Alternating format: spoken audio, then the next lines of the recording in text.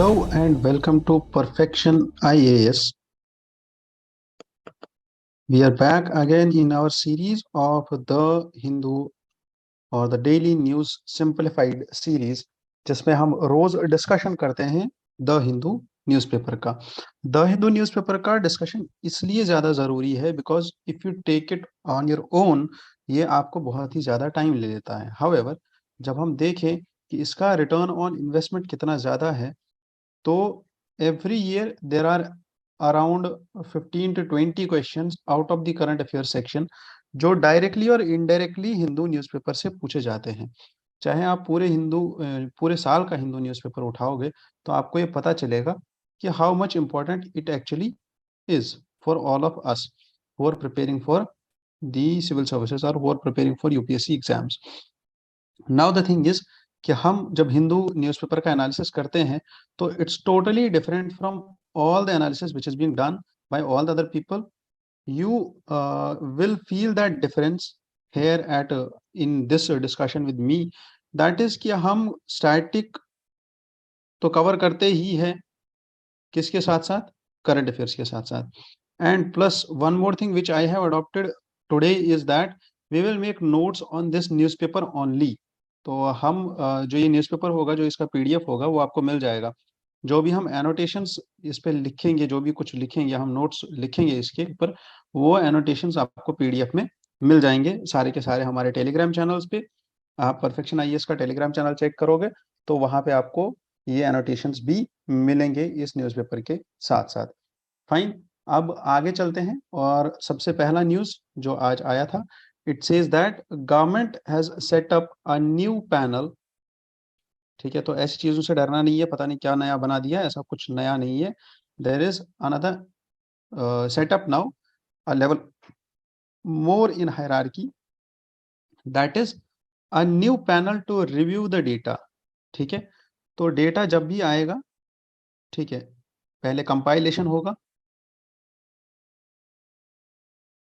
ठीक है, और फिर उसका असेसमेंट होगा, उसका इंटरप्रिटेशन होगा, और उसको स्टोर किया जाएगा। स्टोर करने के बाद उसको एनालिसिस होगा, एनालिसिस के बाद last step is review of data. Now this review के लिए there is one more panel जो अभी अभी सेटअप की गई है। So this panel will replace a committee, it will replace a committee which examined the economic data sets only। एक ऐसी कमिटी जो बस इकोनॉमिक डेटा सेट्स को एग्जामाइन कर रही थी, उसको रिप्लेस करके ये वाली जो नई कमिटी है, it will review all the NSO data, पूरे का पूरा डेटा सारा रिव्यू करेगी। तो it means there was some lacuna which was there in the earlier committee जो 2019 में बनाई गई थी। ठीक है, उसमें कुछ प्रॉब्लम्स थे, इसलिए उसकी वजह से अभी दूसरी कमेटी बनाई जा रही है, दूसरा पैनल बनाया जा रहा है।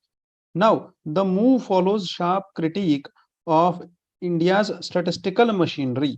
इंडिया में जितना भी स्टैटिस्टिकल मशीनरी है, या जिसको यहाँ पे लिख रहा है ये द स्टैटिस्टिकल सर्विसेज, ठीक है, इंडियन स्टैटिस्टिकल सर्विसेज, जिसका ये क्रिटिसिज्म कर रहा है। ठीक है, it says that there were some lacunas, there were some criticism of statistical machinery, whether that is the data collecting agency, उसके बाद डेटा एग्रीगेटिंग एजेंसी, उसके बाद जो top most Indian statistical service, उसके बाद एनएसओ, जितना भी ये स्ट्रक्चर है, पूरा हायरार्की बना हुआ है, इस सब का क्रिटिसिज्म लेके आती है।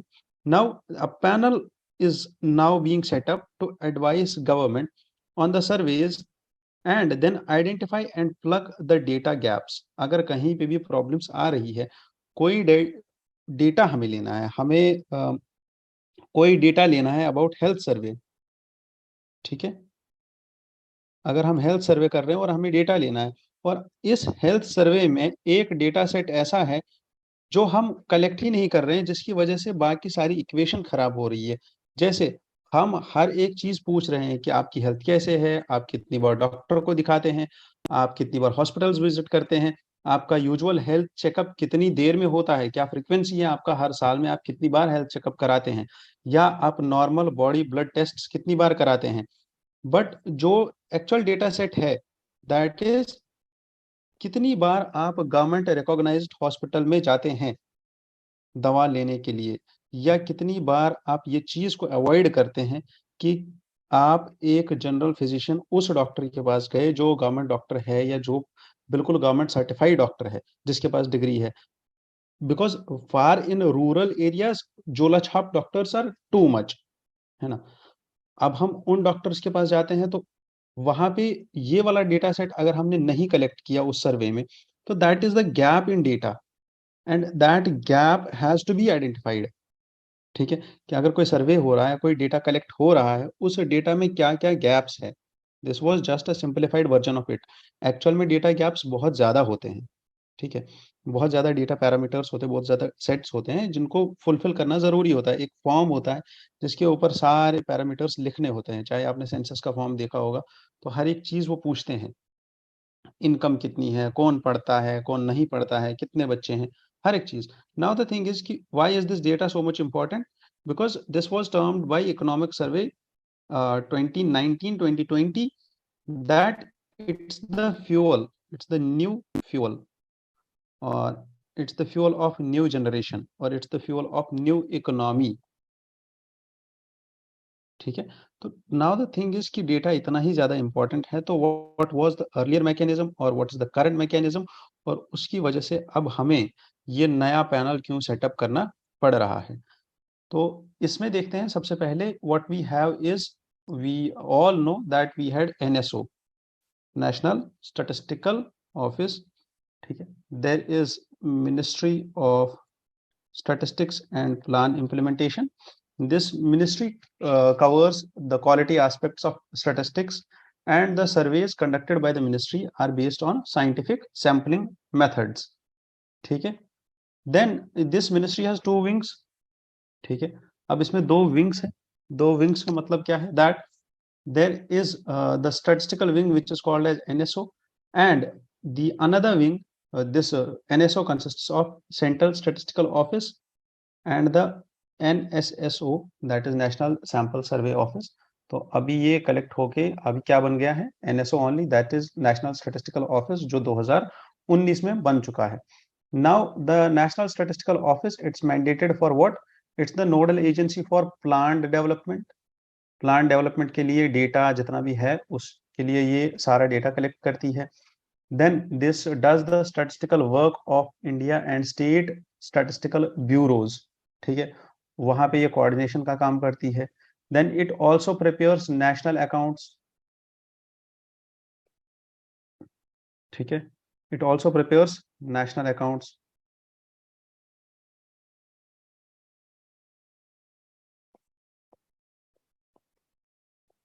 State statistical bureau coordination, plus there is one more thing, that is it maintains the liaison between international organizations।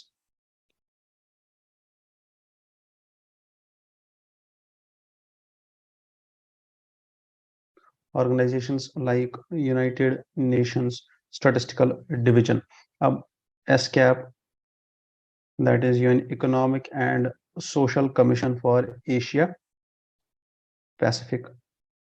ठीक है, यहाँ पे अगर कुछ कोऑर्डिनेशन करना होता है तो ये भी कौन करता है? यही एनएसओ करता है। नॉट ओनली दिस, आईएमएफ के साथ या एडीबी के साथ अगर कोई डेटा वगैरह शेयर करना होता है तो this NSO does that, including FAO and ILO। ठीक है, it also compiles some indices, and these indices are industrial index of industrial production, and this is compiled on monthly basis, plus the indices also include that it also conducts the annual survey of industries।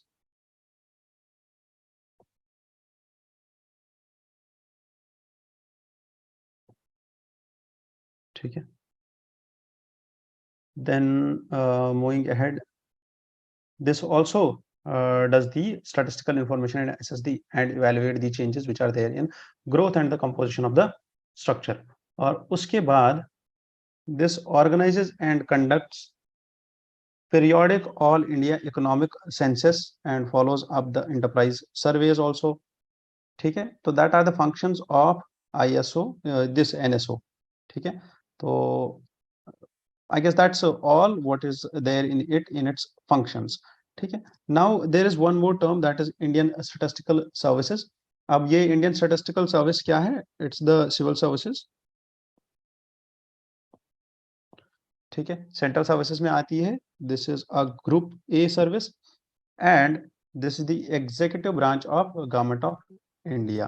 ठीक है, and I guess yes that's more than important. Like इसमें वही है कि bachelor's degree होनी चाहिए and then you give the exam and you pass the exam and that's all. However यहाँ पे जो इम्पोर्टेंट चीज है that is about this SCOS and this SCES. Now, the thing is this revamping of Standing Committee on Economic Statistics, which was set up in 2019. अब 2019 में क्या हुआ? That is Ministry of Statistics and Plan Implementation. इन्होंने बनाया एक 28 member Standing Committee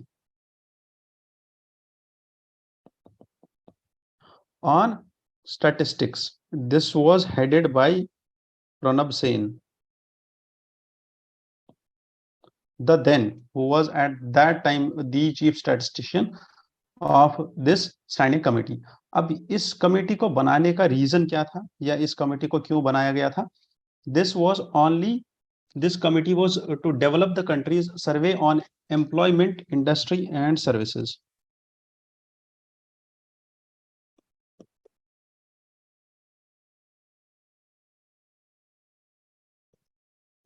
ठीक है, now moving ahead, this SCES, this at that time इसने सबज्यूम किए थे उस टाइम पे 4 स्टैंडिंग कमिटीज. जो उस टाइम पे 4 स्टैंडिंग कमिटीज थी उनको इसने सबज्यूम कर दिया था. That committees at that time 2019 में उस टाइम पे 4 और कमिटीज थी. That was for labour force, industrial statistics,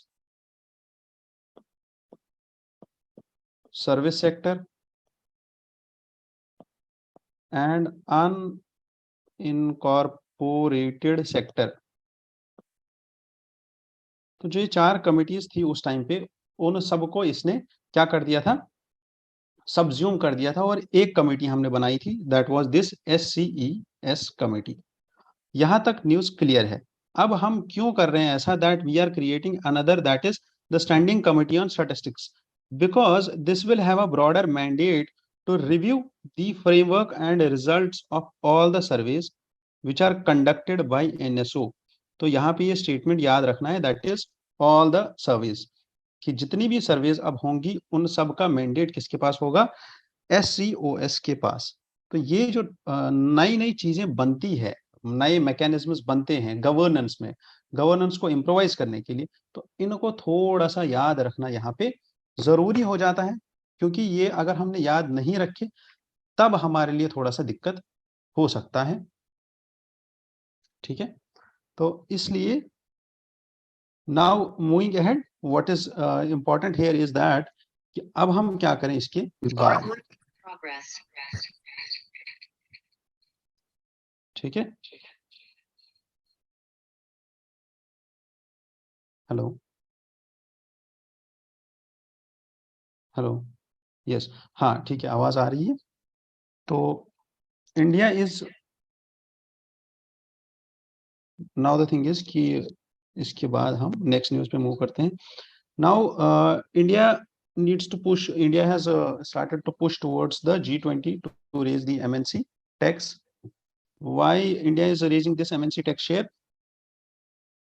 अगर आपको याद होगा तो इससे पहले भी there was this MAT, ठीक है, मिनिमम ऑल्टरनेट टैक्स, जो प्रपोज किया गया था उस टाइम पे फॉर दी ऑर्गेनाइजेशंस. ठीक है, या गाफा टैक्स वाज देयर. ठीक है, क्यों? Because these are those organisations, ये जो ऑर्गेनाइजेशंस हैं, जो MNCs हैं, they are working in multiple countries. अब इससे होता क्या है? If they are working, if a same organisation, if a same MNC is working in India, United States, Britain, है ना, चाइना, ठीक है। अगर ये 2-4 जगह पे काम कर रही है and it's paying the taxes at the most at that destination और in that country which is a tax haven, ठीक है, तो ये क्या करेगी, ये एक और ब्रांच खोलेगी कहाँ पे, मॉरिशस में। ये एक और ब्रांच खोलेगी ऐसे ही हवाना में, और वहां पे क्या करेगी, दिस विल शो दैट मैंने यहाँ पे टैक्स दे दिया। और उसके बाद क्या होगा, उसके बाद ये होगा, ये जो कंट्रीज थी जिनको रेवेन्यू आने वाला था इस एमएनसी की वजह से, जिसके लिए ये ईज ऑफ डूइंग बिजनेस कर रहे हैं अपनी कंट्री में, जिसके लिए ये सारी गवर्नमेंट्स काम कर रही है, उनको इसका कोई फायदा नहीं मिलेगा, because it has to pay tax only at one place and it will pay tax at that place which is a tax haven. तो इसलिए now India is again has started to push for this taxation और this MNC taxation at the G20 level, ठीक है। Now moving to this, there is one more important news यहाँ पे, ठीक है, और इसको देखना जरूरी है हमारे लिए, and that is this panel wants quinoa national park में जो चीताज का डेथ हो रहा है पिछले बहुत दिनों से हम देख रहे हैं, है ना, तो इस डेथ को कर्ब करने के लिए there is a panel which wants Kuno cheetahs to undergo a medical review. अब इससे क्या होगा, दे विल चेक दिस कि इनकी हेल्थ पे क्या इम्पैक्ट पड़ रहा है, क्या दिक्कतें आ रही है, क्यों ऐसे मैसिव डेथ्स हो रहे हैं, ठीक है। तो हम आगे बढ़ने से पहले we will see that what are the reasons और यहाँ पे एक्चुअल में स्टोरी क्या है। What is the actual story here? Kuno National Park. It's in Shivpur district of Madhya Pradesh, which is a part of Central India, and it's in Vindhya Hills.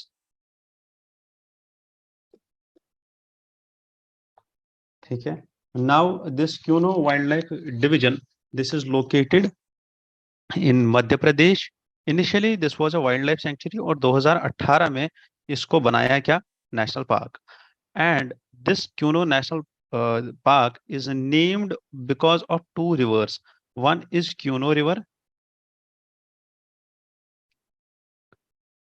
which is a tributary of Chambal, and this Kuno is primarily a grassland. ठीक है, तो मतलब quinoa और चंबल दोनों reverse है वहां पे।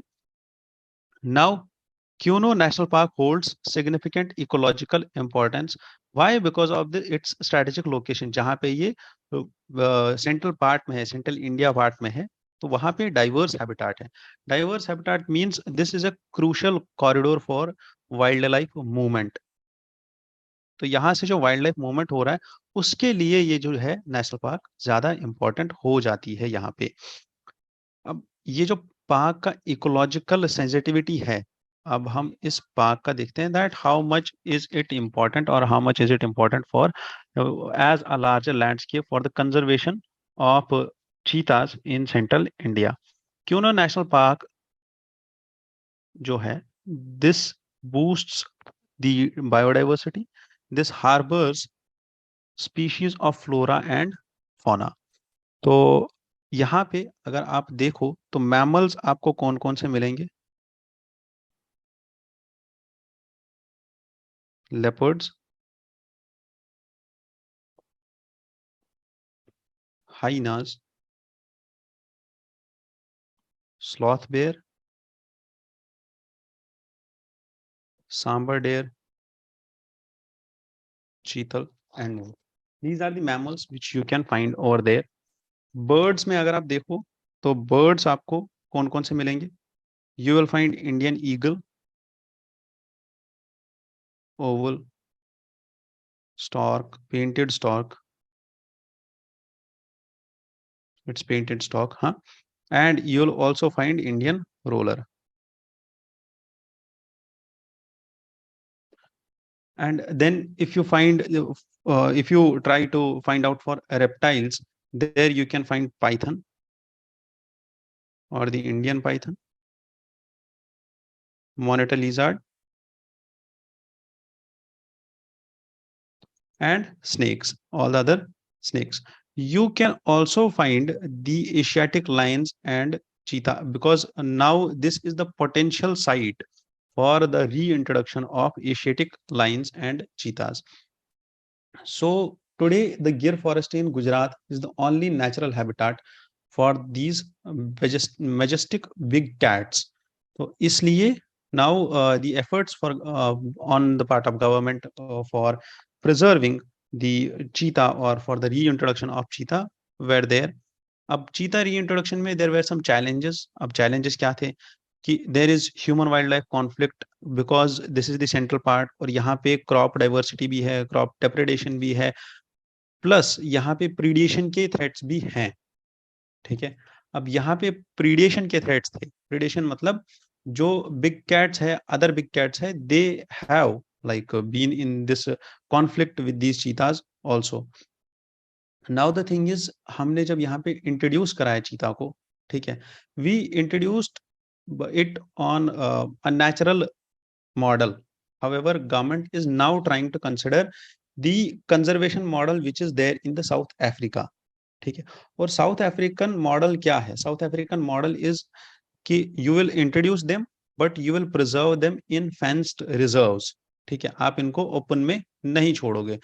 ठीक है, because there have been challenges, जैसा मैंने बोला कि बहुत सारे चीताज हैं जो मर गए. जैसे अगर आपने नाम सुना होगा, शाशा वॉज देयर, साशा जिसका नाम था, इट वाज अ चीता जिसका नाम था, she was just 5 year old female चीता. ठीक है, तो वो भी मर गई. एंड देन उसके बाद like why are actually these deaths there, क्योंकि 20 में से already 10 cheetahs are like the mortality rate is that 50% of the mortality rate or 50% is the survival rate of these cheetahs, because the biggest threat to them is predation. ठीक है,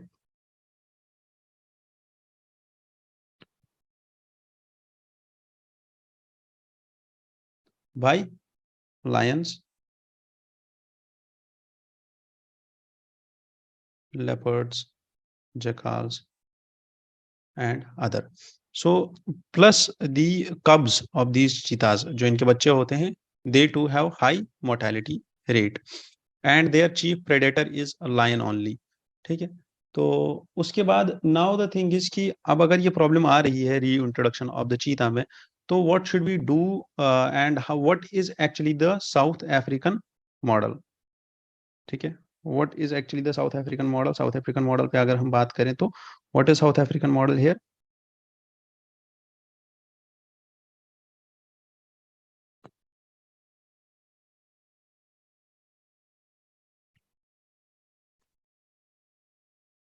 What is South African model? It is the strategy called as meta population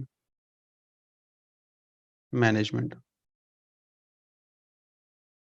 ठीक है, this strategy involves moving cheetahs from one small group to another to ensure that they have enough genetic diversity. ठीक है, and they maintain a healthy population. ठीक है, this approach has been successful in South Africa for 6 years because they have moved around this population, and total में around 328 cheetahs have grew, और अभी तक इतने सारे cheetahs वहां पे हैं, मतलब the population has increased. Now what we can do in India is that हम क्या कर सकते हैं, हम ये कर सकते हैं कि हम और भी 2-4 चीजें एक्सप्लोर करें, और भी 2-4 वाइल्ड लाइफ सेंचुरीज एक्सप्लोर करें, जहां पे हम चीताज को मूव कर सकें as a second home for cheetahs. और उसमें कंसिडर किया जा रहा है अभी गवर्नमेंट के द्वारा Gandhi Sagar wild life sanctuary and Chambal, which is in the Chambal river valley.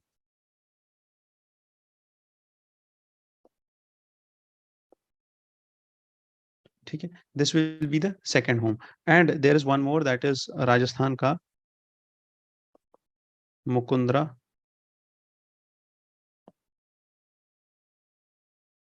Hill tiger reserve, जिसको हम कंसिडर कर रहे हैं किस लिए, for tiger reserve. Now the thing is कि बोथ ऑफ दीज ऑप्शंस इन दोनों के लिए हमें क्या करना पड़ेगा? This means that we have to establish a wide open landscape for African imports. However, this should be fenced or this should be restricted area।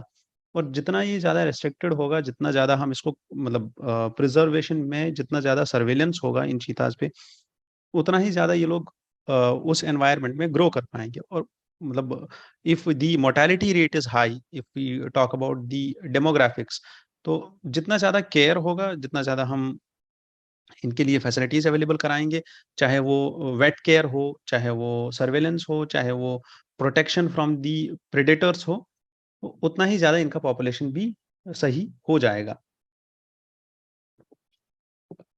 Now where is this Gandhi Sagar wild life sanctuary located? An important point for prelims. ठीक है, Gandhi Sagar national this wild life sanctuary, ठीक है, हम इस point को ऐसे नहीं छोड़ सकते। Where is it located?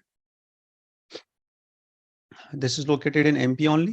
ठीक है, as I said, it's a landscape near Chambal River only. It's on the northern boundary of Mandsaur and Nimcha district.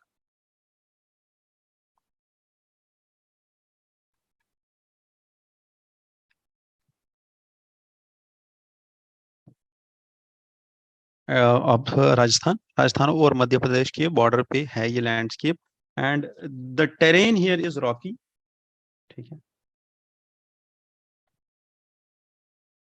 Rocky terrain, and this is tropical dry deciduous forest with mixed deciduous forest and scrubs। ठीक है, अब यहाँ पे क्या है? The flora which is found here is that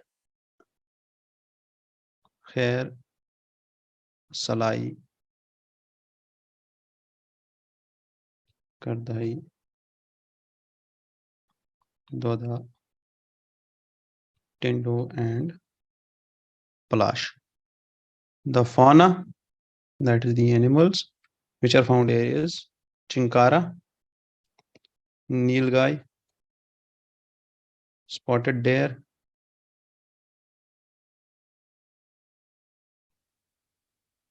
striped hyena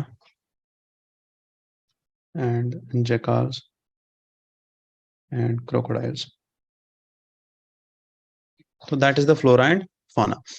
Talking about the Mukundra Tiger Reserve, Mukundra tiger reserve में क्या क्या आएगा? Where is it located? It's located in Kota district of Rajasthan. This valley is found by two parallel mountains. और कौन कौन सा mountain है? एक तो खुद Mukundra mountain and Gargola mountain. ठीक है, the valley is bound by 4 rivers. 4 rivers है इस वैली के इर्द गिर्द। One is known as Ramzan, Ahu, Kali and Chambal. बहुत ही इंपॉर्टेंट पॉइंट्स हो रहे वाले हैं ये प्रीलिम्स 2024 के लिए, बहुत ज्यादा important points. Mukundra hill and Mukundra hills was declared as wild life sanctuary in 1955 and it was converted to national park in 2004। then in 2013 it was declared as tiger reserve। ठीक है, and this is the only third tiger reserve of Rajasthan। ठीक है, अब राजस्थान में और 2 tiger reserve कौन कौन से? आपको याद होगा, that is Ranthambore and Sariska. ठीक है, तो कितने टाइगर रिजर्व है राजस्थान में? Ranthambore, Sariska and Mukundra. And now other thing is कि मुकुंदरा टाइगर रिजर्व के अंदर कौन कौन सी पार्क्स है, कौन कौन से वाइल्ड लाइफ सेंचुरीज हैं? ठीक है, याद होगा तो 2020 में यूपीएससी ने सेम पैटर्न पे क्वेश्चन पूछा था। ठीक है, अगर आप पीवाईक्यूज एनालाइज कर रहे हो तो आपको ये पता चलेगा कि जैसे मैं यहाँ पे करा रहा हूँ, that is this flora, fauna, terrain, climate and the location and the districts, everything is being asked by UPSC. वो एक पैराग्राफ बना के देता है कि ये सारी डिटेल्स देंगे और उसके बाद पूछेंगे कि ये वाइल्ड लाइफ सेंचुरी कहाँ पे है, या इस वाइल्ड लाइफ सेंचुरी का नाम क्या है, इस नेशनल पार्क का नाम क्या है, इस टाइगर रिजर्व का नाम क्या है। Same is the case hair, वो ये सारी लोकेशन दे देंगे। और this is a specific feature of this tiger reserve कि इसमें 4 नदियां हैं चारों साइड से। ठीक है, तो कुछ कुछ स्पेसिफिक फीचर्स है जो आपको याद रखने जरूरी है। प्लस उन्होंने एक बार they asked about the southern this Satyamangalam Tiger Reserve also. ठीक है, that it consists of this many wildlife sanctuaries. That was the question, ditto same question. तो मुकुंद्रा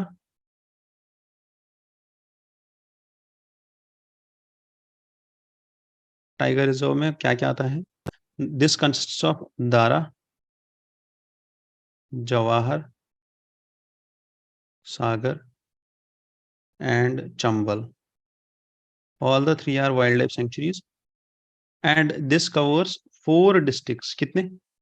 पिछली बार पूछा था, a wildlife sanctuary which covers 2 districts. ठीक है, तो अगर आपको पता है कौन सी वाइल्ड लाइफ सेंचुरी है जो राजस्थान के नेबरिंग स्टेट में है और जहां 2 डिस्ट्रिक्ट्स में वो फैली हुई है, and that was asked by UPSC, तो आप मुझे उस सवाल का जवाब कमेंट सेक्शन में लिखिए, लिख के बताइए कि कौन सी सेंचुरी थी। 4 कौन सा नेशनल पार्क था वो, या कौन सा वाइल्ड लाइफ सेंचुरी था वो। 4 districts of Rajasthan, that is Kota, Bundi, Chittorgarh and Jhalawar. ठीक है, तो ये 4 डिस्ट्रिक्ट्स हैं जो आपको याद रखने जरूरी है। ये पॉइंट्स बहुत ही ज्यादा इंपॉर्टेंट होने वाले हैं प्रीलिम्स पॉइंट ऑफ पर्सपेक्टिव से। यूपीएससी 2024 के प्रीलिम्स में ये पॉइंट्स इंपॉर्टेंट होने वाले हैं। चलो मूविंग फॉरवर्ड, अबाउट द री इंट्रोडक्शन ऑफ चीता in India. Ministry of environment, forest and climate change in its 19th meeting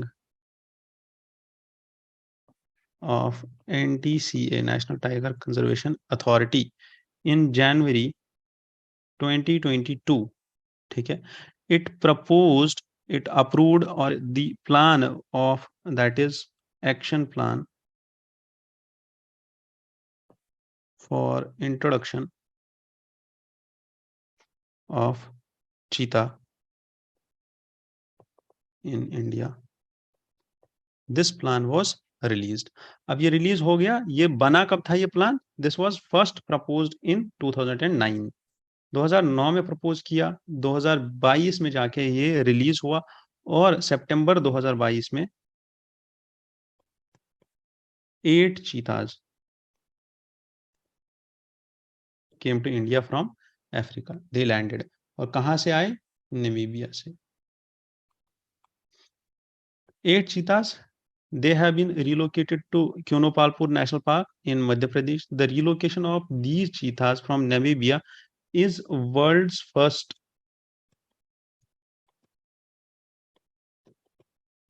intercontinental large wild carnivore translocation project. ठीक है, तो ये याद रखना है that it's large wild carnivore, large wild carnivore, ये पॉइंट इंपॉर्टेंट है। This is not the first intercontinental animal transfer, intercontinental big cat transfer, नहीं, ऐसा नहीं है। This is the first intercontinental large wild carnivore translocation project. ठीक है, world's first such. Is it done? Yes, it's done. We should move to the next news. तो चलिए आगे चलते हैं।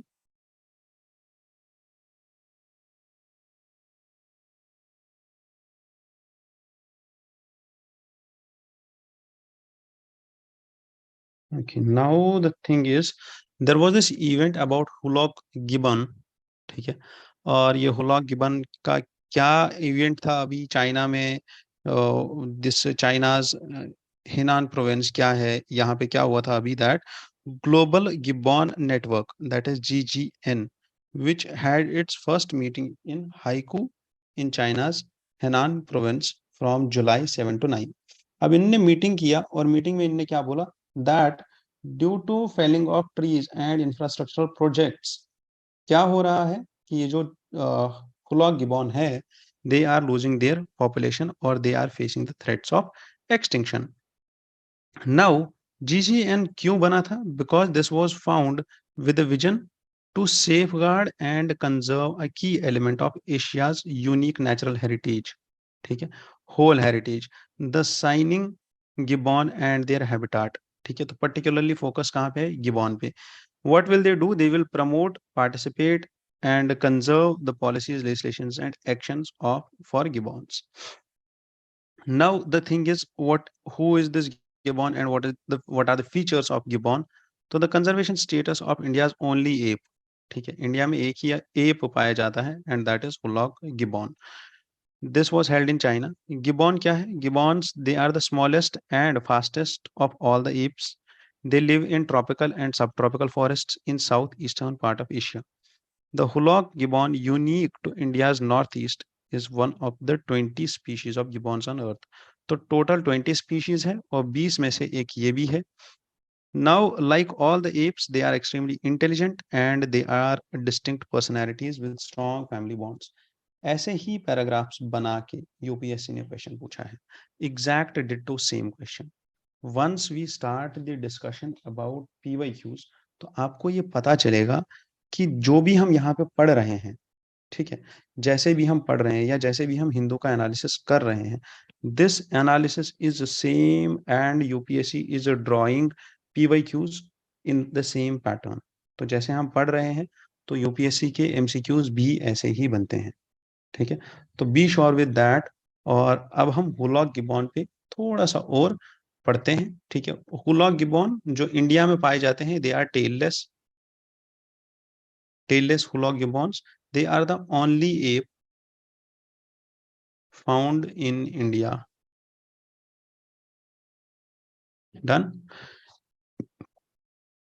This Hulok gibbon, it's native to Bangladesh and northeast India and southwest China. तो जो reason है नॉर्थ ईस्ट का, वहां पे ये पाए जाते हैं. Hoolock gibbon is categorized into two types. One is western Hulok gibbon and another is eastern Hulok gibbon.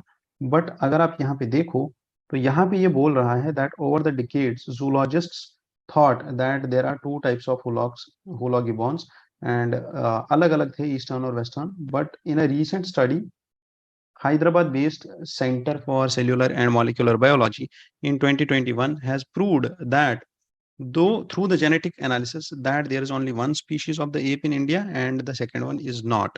ठीक है, तो there is only one species. Earlier it was considered. तो अगर आप पढ़ोगे भी इसके बारे में तो आपको लगेगा या आप पढ़ोगे कि दो अलग अलग species हैं, but actually it's only one species. This is the latest update in this news. Done. They are listed on Schedule 1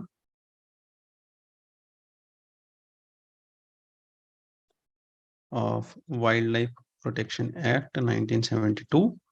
ठीक है, ये शॉर्ट फॉर्म्स जो मैं लिखता हूं यहाँ पे, ये लिखना जरूरी है और इससे याद रहती है चीजें, ठीक है. तो चलिए अगली न्यूज पे चलते हैं. This was all. ठीक है, ये वाला आर्टिकल थोड़ा सा पढ़ लीजिए बिकॉज एजुकेशन के एस्से में आपको थोड़ा सा काम आ जाएगा ये केस स्टडी.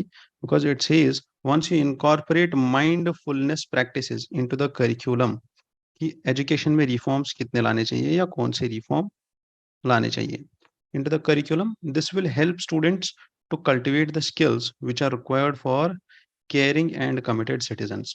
तो रिफॉर्म्स लेके आएंगे तो पहले तो केयरिंग सिटीजन्स होंगे, तो fundamental duty number 5 that is promoting universal brotherhood. Committed citizens होंगे तो fundamental duty number 8 that is developing scientific temper. That is what it will promote. और दोनों चीजें, this and this, fundamental duty number 5 and 8, both will promote in India's development. ठीक है, not only growth but development.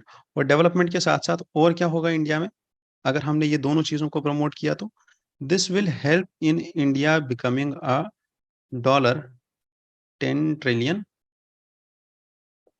economy with sustainability. ठीक है, plus this will promote the demographic dividend and it will earn the demographic dividend window.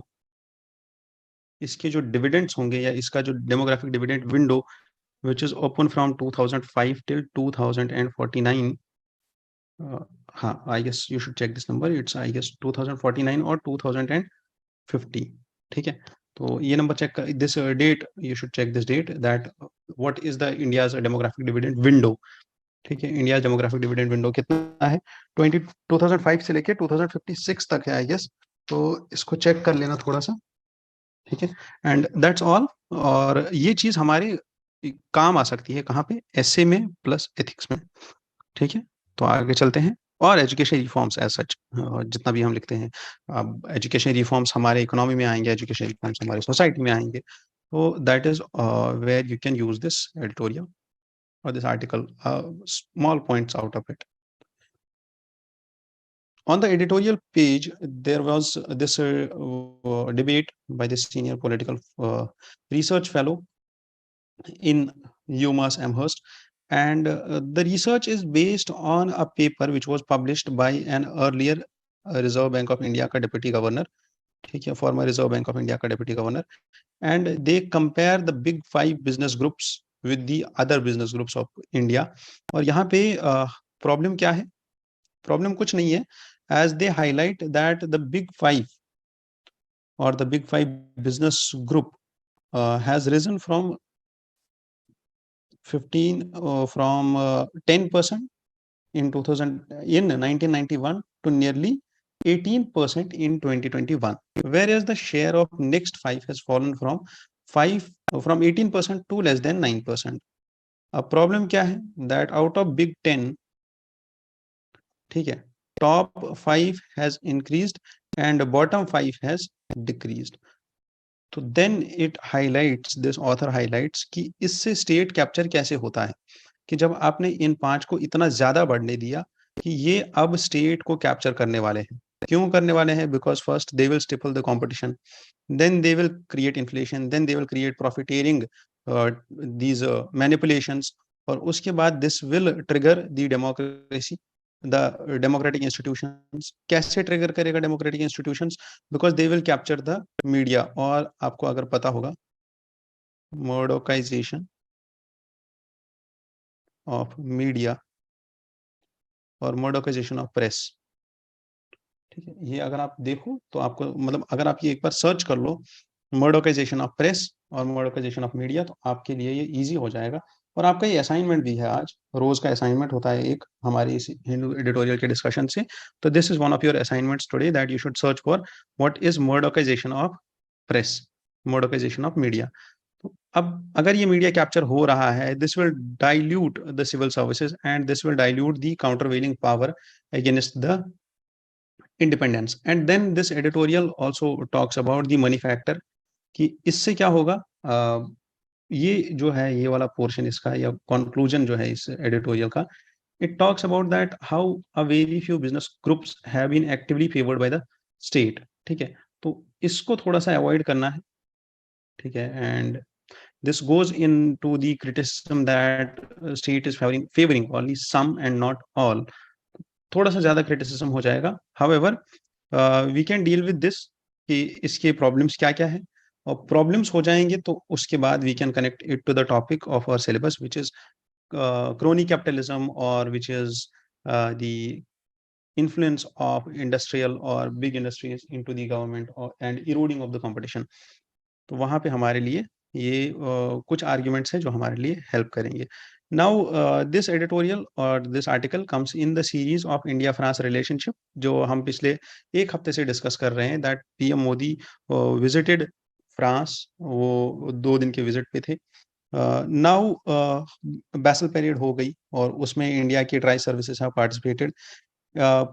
Prime Minister Narendra Modi was the second Prime Minister after Manmohan Singh who visited who visited France or who visited the Basel Day Parade। अब इसमें what we have signed is Horizon 2047। What is Horizon 2047? Uh, it's a roadmap for next 25 years। अब ये road map defence, space, nuclear energy, climate change, green transition, education and people to people ties, हर एक चीज को cover करता है। This is what we should know, and ये चीज है जो हमारे इंट्रोडक्शन का काम करेगी। ठीक है, whenever it comes to India France relations. और इंट्रोडक्शन में जब भी आप इंटरनेशनल रिलेशंस का इंट्रोडक्शन लिखोगे, तो you can also write about the cumulative trade. ठीक है, but that is something which is conventional introduction. अगर आप ये वाला पॉइंट लिखते हो, this is something which sets you apart, और ये आपको यूनिक बनाता है आपके आंसर को। Now the another road map was released on how to cooperate further in the Indo Pacific region. तो पहली चीज क्या है? Cooperation in defence, in bilateral ties, then cooperation in Indo Pacific region. तो दो चीजें हो गई। तीसरा चीज क्या है?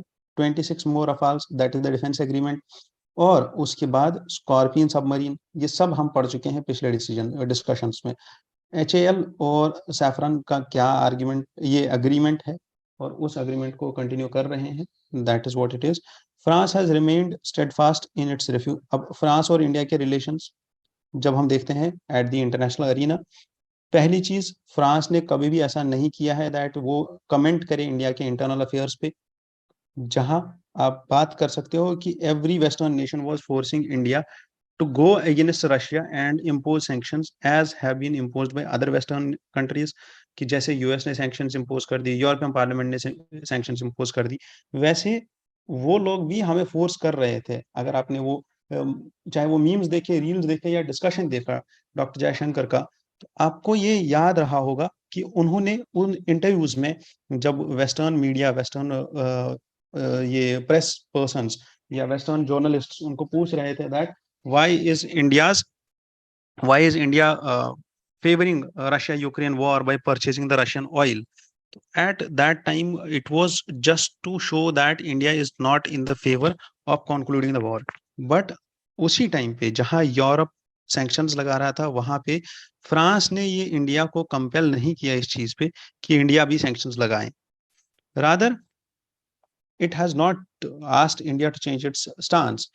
However, in 1974 and in 1998, even France did not join the Western push to sanction India against nuclear tests. जब हमने पोखरण 1 पोखरण 2 किया, उस टाइम पे भी फ्रांस ने इंडिया के अगेंस्ट में सैंक्शंस नहीं लगाए।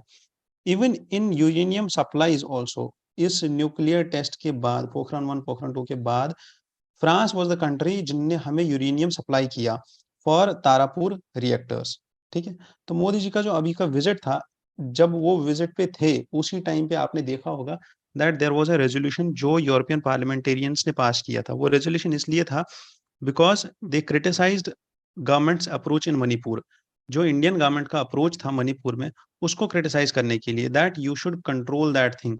आपको वो जो मणिपुर में वायलेंस हो रहा है उसको कर्ब करना चाहिए। That was a criticism against Indian government, and उसको हमने भी क्रिटिसाइज किया that this is something which is an intrusion into the India's internal affairs.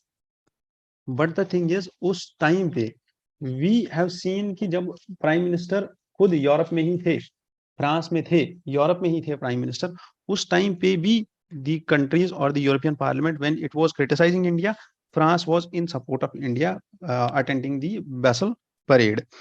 ठीक है, and then moving forward into this discussion, और उस टाइम पे क्या हुआ that after this sanction or after this debate of prime this France and all, इसके बाद again India too has never criticized France. Even on this in the recent times there was a death of an Algerian immigrant in France, और उस time पे भी you can see that कि India has not commented on that. ठीक है, plus France has never, or India has never asked France to pull into a coalition, grouping, or alliance kind of thing. Rather, what we are doing is we are developing the relations bilaterally. ठीक है, and that is the most important part कि relations grow हो रही है, and this makes India and France relations unique, and it makes France a major partner for India. ठीक है, and this is the symbolism for India France relations. और ये जो आपका ये एडिटोरियल है, ये बहुत ही अच्छा एडिटोरियल है, बहुत क्रिस्प वे में लिखा गया है। अदरवाइज जब हम अभी कुछ दिनों से एडिटोरियल्स देख रहे थे, आर्टिकल्स देख रहे थे, तो they were written in very broad, and usually एक ही पॉइंट डिस्कस किया जाता है या 2 या 3 पॉइंट्स डिस्कस किए जाते हैं पूरे एडिटोरियल में। बट यहाँ पे अगर आप देखो तो बहुत सारे पॉइंट्स ऐसे आए हैं जो हमारे आंसर के लिए बहुत ही ज्यादा इंपॉर्टेंट होंगे।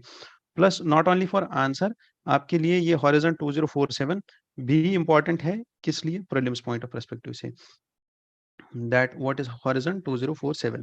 Then coming to this Ukraine counter offensive or a reality check for this, and it says that कि अभी जो है problem ये है that the offensive has begun because the West is supplying these weapons to Ukraine war, and it's fueling the Ukraine war. And like most of the European leaders have invested massive political capital in Russian defeat. They are just providing weapons to Ukraine in order to ensure Russian defeat. And the author here says that it will take more time to solve this debate, to solve this conflict. ठीक है, तो again हमने Saturday के discussion में Friday के discussion में Russia और Ukraine का पूरा डिस्कस किया हुआ है, that what actually is going on their, और ये म्यूनिशंस जो सप्लाई हो रहे हैं उसका क्या सीन है और क्या एक्चुअल में हो रहा है, वो सारी चीज़ें हमने डिस्कस कर ली है। प्लस रशिया और यूक्रेन पे, रशिया यूक्रेन जो कॉन्फ्लिक्ट है स्टार्ट से लेके एंड तक एक और वीडियो आ रहा है चैनल पे, वो इसी हफ्ते में आ जाएगा। ठीक है, वो वीडियो आ जाएगा तो you will be able to understand the nets and grids of this entire story. Floods के बारे में, दिल्ली फ्लड्स के बारे में और फ्लड एज अ डिजास्टर के बारे में सैटरडे के डिस्कशन में around there is a discussion of 20 to 25 minutes discussion on floods only, जिसमें हमने Delhi floods, usual floods, natural floods और urban floods and the mechanism behind floods and the agencies behind floods, हर एक चीज को discuss कर लिया है। तो आप वो चीज रेफर कीजिए, सैटरडे का डिस्कशन आपके लिए बहुत ही अच्छा हो जाएगा वो चीज। देन ई रिक्शाज और the two wheelers, e rickshaws two two wheelers, the shift in the share of electric vehicles, the number of electric vehicles has increased, but the share in total number of vehicles still remains below 1%. ठीक है, तो electric vehicles increase हो रहे हैं but total share is less than 1%, जो कि एक concern है। ठीक है, तो ये एक लाइन है जो हमारे लिए इम्पोर्टेंट है कि हम इसको यूज कर सकते हैं अपने आंसर में। However, entire data is not important, entire every chart is not important। ठीक है, तो दिस इज सम डेटा जो हमारे लिए इंपॉर्टेंट हो सकता है हमारे आंसर्स के लिए। ठीक है, उतना ज़्यादा इंपॉर्टेंट नहीं है। Now the important point here is, or the important article here is about cloud systems, cloud computing and configurations which could expose the sensitive data of users। ठीक है, तो let's begin with this, and it says that how gaps in cloud system configuration could expose sensitive user data। First is gap, second is cloud क्या होता है, cloud system क्या होता है, then what are the cloud system configurations, then what is a sensitive data। ठीक है, and then how it becomes exposed, और expose के साथ साथ exposure, first is expose or exposure and second is compromise, and what type of security is there, IT security क्या है, how do the system misconfiguration happen, ये configuration का misconfiguration कैसे होता है, तो ये सारी चीज़ें इस एडिटोरियल में डिस्कस करेंगे। क्लाउड कंप्यूटिंग बहुत ही इंपॉर्टेंट चैप्टर है, बहुत इंपॉर्टेंट टॉपिक है हमारे साइबर सिक्योरिटी का। साइबर सिक्योरिटी हमारा पार्ट है इंटरनल सिक्योरिटी का, इंटरनल सिक्योरिटी पार्ट है हमारे GS3 का। ठीक है, तो ये इंपॉर्टेंट पार्ट है हमारे सिलेबस का। ठीक है, तो यहाँ पे now starting with the editorial, there is a survey which is conducted by Thales Cloud Securities, and it says that कि moreover 68%, it says that the across 18 countries 35% of the organizations in India note that their data was breached। तो 35% organizations को लगता है उनका data breach हो गया था, plus 68% businesses and 75% businesses globally have said that कि more than 40% of their data is stored in cloud, and this more than 40% of the data which is stored in cloud is called sensitive data। ठीक है, तो total data में से जो 40% store है cloud पे वो सेंसिटिव डेटा है। Now there have been breaches in data, तो डेटा ब्रीच जितने भी हुए हैं हमें वो चीज़ें हमने पढ़ी है इससे पहले भी। हमने देखा था मुंबई में एम्स में, then we saw also in Qatar also, then we saw in Bahrain also, then we saw in Russia also, China also, multiple attacks on multiple power grids and hospitals and the data, particularly जहाँ पे यहाँ पे user highlight करता है, this author highlight करता है about the CoWIN portal जिसका data अभी लीक हुआ था. However, health ministry has denied the reports of data leak and said that the CERT-in क्या है? CERT-in is the India's security mechanism for reviewing the existing security infrastructure, these for reviewing the India's external this security infrastructure. ठीक है, तो now the thing is कि cloud computing के बारे में हमें पढ़ना है, that what is cloud computing and how is cloud computing being done. CERT-in is the national agency जो हम लास्ट में डिस्कस करेंगे, that what is CERT-in. तो cloud computing, what is cloud storage? Cloud storage is a method of digital storage of data जिसमें files, business data, videos, images वगैरह हम store कर सकते हैं. अगर आपको सिंपल एग्जांपल देखना है तो गूगल फोटोज, गूगल ड्राइव जो आपको मिल जाएगा आपके अकाउंट में, आपके फ़ोन में, ठीक है, और कॉन्टैक्ट्स जो आप एप्पल के क्लाउड पे, आई क्लाउड पे डाल देते हो, आपके गूगल के क्लाउड पे डाल देते हो, ठीक है, तो वो सारी चीज़ें, that is the part of cloud. Now what is the advantage of storing in clouds? Because it provides you, first is storage capability, कि यहाँ पे स्टोरेज बहुत ज़्यादा है, तो स्टोरेज है बहुत ज़्यादा, तो इसलिए आप फोटोज डिलीट करना भी छोड़ चुके हो आप, अब जितना है उतना है गूगल क्लाउड में है. 15 GB फुल हो गया तो नया अकाउंट खोल लेंगे, नया अकाउंट खोलेंगे, वो 15 GB फुल हो गया तो होने दो. और ईमेल्स हैं तो ऐसे ही पड़ी हुई है क्योंकि क्लाउड में है. Now the thing is this storage scalability जितना ज़्यादा है तो उससे क्या हो रहा है, दिस कैन एक्सपैंड और reduce the data footprint depending on it's needs. तो आपके पास स्टोरेज इतना ज़्यादा होता है कि आप अपना डेटा इजीली स्टोर कर पाते हो. Now the thing is, most of the cloud providers, they offer security features also. तो cloud space या cloud storage provide करने के साथ साथ they provide you security also of your data. That is security क्या क्या provide करते हैं? First is physical security at their center. तो गूगल के जितने भी सर्वर्स हैं उन सर्वर्स पे सिक्योरिटी होगी, लोग होंगे, गार्ड्स होंगे जो उन सर्वर्स को या उस स्टोरेज लोकेशन को जहाँ पे बहुत बड़ी हार्ड डिस्क्स रखी जाती है, जहाँ पे बहुत बड़ा डेटा रखा जाता है, मेमोरी ड्राइव्स रखी जाती है, तो उस एरिया में वो किसी को जाने नहीं देते होंगे. वहाँ पे जो जाने देते हैं, वहाँ पे जो एरिया है that is restricted area, that is the physical protection of that data.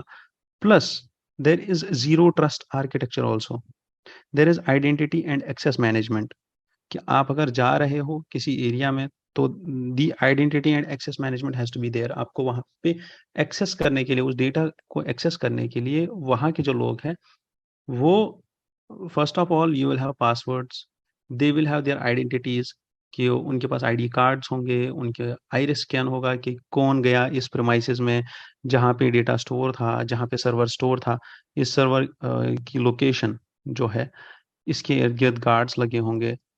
वो गार्ड्स या कोई भी इंसान वहां एंटर करता है सॉरी, कोई भी इंसान उस एरिया में एंटर करता है तो उसका सिक्योरिटी चेक होता है, that is the physical security, and this security has to be there. उसके साथ साथ आइडेंटिटी एंड एक्सेस मैनेजमेंट जो हमने पढ़ लिया यहाँ पे, plus encryption is also there. Encryption क्या होता है, what is encrypted data, coding क्या होती है डेटा के ऊपर, कैसे एक नॉर्मल टेक्स्ट को एनक्रिप्ट करके दूसरा मैसेज बना के फिर उसको डिक्रिप्ट किया जाता है, वो सारी चीजें आगे देखते हैं. This ensures the security of data. तो all of this is provided by the cloud storage system only. Now अगर ये सब चीजें प्रोवाइड की जा रही है तो देन प्रॉब्लम किस चीज का है, रिस्क किस चीज का है? Risk is the incompatible legacy IT systems. What are these legacy IT systems? कि जो ऑलरेडी प्रोवाइडेड है, मतलब for example the thing is कि आपके पास जो ऑलरेडी लेगेसी आईटी सिस्टम है, कि कंपनी ने एक अपना खुद का एक डेटा सेंटर रखा हुआ है जहाँ पे वो सारा, विच is in the company only. For example I illustrate this thing. There is a company, ठीक है, और ये उस कंपनी का कैंपस है, ठीक है, any company like company ABC and it's located है, यहाँ पे उसका ऑफिस है, ठीक है, ये कंपनी के प्रीमाइसेस है, this is their boundary walls, यहाँ पे इनके ऑपरेशंस होते हैं. In this office only they will specify a location जहां पे इनका सर्वर होगा, ठीक है, और यही सर्वर पे यहीं पे इनका सारा सिस्टम होगा। This will be their data centre, ठीक है। अब ये जो डेटा सेंटर है this is in their colocation और ऑन देयर प्रमाइसेस, ठीक है। इसको वो लीज आउट करेंगे किसी एक कंपनी से, ठीक है। अब उनने लीज आउट कर दिया, तो this is something which is now purchased और leased out by this company, और यहाँ पे जो इस कंपनी के आईटी प्रोफेशनल होंगे वो इसको मैनेज करेंगे कि कंपनी का डेटा है उनके सर्वर्स पे है, सब चल रहा है, ठीक चल रहा है। बट द थिंग इज यहाँ पे इंक्रीज होती है रिस्क किसकी, डेटा ब्रीच की या डेटा एक्सपोजर की। क्यों होता है ऐसा? Because now the thing is कि यहाँ पे जो ये लेगेसी सिस्टम है, यहाँ पे जो ये सिस्टम यहाँ चला रहे हैं ये लोग, ये थोड़ा सा थ्रेट प्रोन है। क्यों थ्रेट प्रोन है? Because first this server is provided by third party, ठीक है। The services are provided by third party. Second, the physical security वो इस कंपनी को खुद मैनेज करनी पड़ेगी। उसके बाद जो ऑथेंटिकेशन होगा, जो डेटा स्टोरेज का आर्किटेक्चर होगा, वो भी वीक हो सकता है, ऑथेंटिकेशन वीक हो सकती है, क्योंकि इन लोगों को उतना एक्सपर्टीज नहीं होगा पासवर्ड जनरेट करने में। तो इजीली गेसेबल पासवर्ड होगा, लाइक एक कंपनी का ओनर है, उसको अगर बोला गया, मतलब उसने अगर ऐसा डेटा सेंटर खोला, तो अब उसको रखना है पासवर्ड, तो वो ऐसा रखेगा या अपना फोन नंबर रख देगा, अपना डेट ऑफ बर्थ रख देगा, कंपनी का डेट ऑफ इनकॉर्पोरेशन रख देगा। तो those are the things which are easily guessable. वहां पे प्रॉब्लम होता है that the anyone can use that और एनीवन कैन गेस दैट, और वो उनका डेटा लेके जा सकता है। That is the problem with legacy IT systems. Now the data which is stored in cloud. अब अगर क्लाउड में डेटा स्टोर कर लिया, तब क्या रिस्क है? तब पहला रिस्क है insecure API, poorly designed or inadequate security controls, internal threats due to human error, और inadequate encryption during the transfer or storage।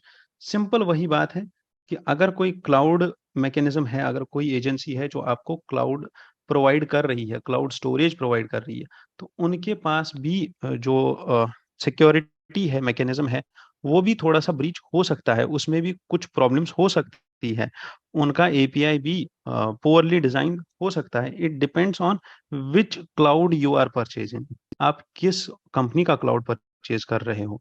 तो you should also keep in mind कि कौन सा क्लाउड परचेज करना है। How do these legacy systems weaken the cloud storage setup? अब यहाँ पे इन्होंने डेटा सेंटर खोल लिया कंपनी के प्रोमाइसेस में, और इसी डेटा सेंटर का क्लाउड भी होगा। बट यहाँ पे क्या बोल रहे हैं? Though the cloud security system may appear similar to IT security, the difference in their architecture necessitates different strategies.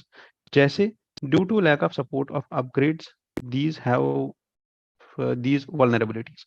अब जो सॉफ्टवेयर इनने यूज किया था या जो एनक्रिप्शन टेक्नोलॉजी इनने यूज की थी, वो अभी तक वो इनने बहुत पहले यूज की होगी, अब ये अपडेट कर नहीं रहे हैं। क्यों नहीं अपडेट कर रहे? क्योंकि इनके आईटी प्रोफेशनल्स कुछ और काम करते हैं, वो सॉफ्टवेयर डेवलपमेंट नहीं करते। इनके जो आईटी प्रोफेशनल्स हैं वो काम करते हैं उनकी आईटी मैनेजमेंट का, उनकी कंपनी का, उनका कम्युनिकेशन का, नेटवर्किंग का। वो इनके क्लाउड सिस्टम को अपग्रेड करने के लिए जो आईटी टीम होगी, जो सॉफ्टवेयर डेवलपर्स होंगे, वो क्लाउड के डेवलपर्स होंगे, उनका काम अलग होगा, वो थ्रेट्स और थ्रेट का मैनेजमेंट पे काम कर रहे होंगे। जबकि ये जो लोग होंगे ये कंपनी का काम कर रहे होंगे, ये क्लाउड सिस्टम को इम्प्रोवाइज करने का काम नहीं कर रहे होंगे।